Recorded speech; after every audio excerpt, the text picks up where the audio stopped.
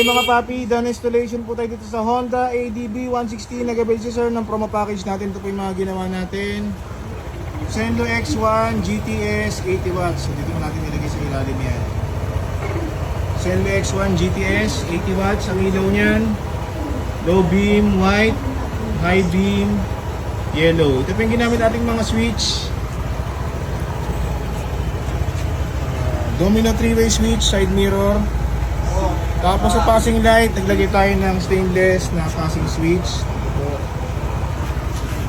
E pag nakapatay, pwede siya mag-passing sa low beam, passing, high beam, passing. Okay.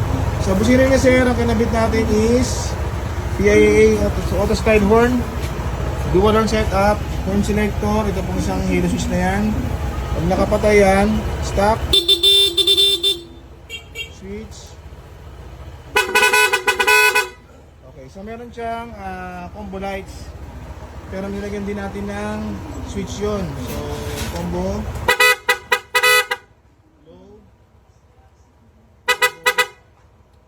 High. Combo lights. So, ito yung pinaka-switch ng combo lights, no? So, pwedeng patayin ni sir. Pwedeng hindi niya i-activate. Kung pinindot yan, walang combo. So kung nagustuhan nyo po yung ganito mga promo package natin, mag-PM lang po sa page na pumunta dito sa Scooteristas online shop. Maraming salamat po.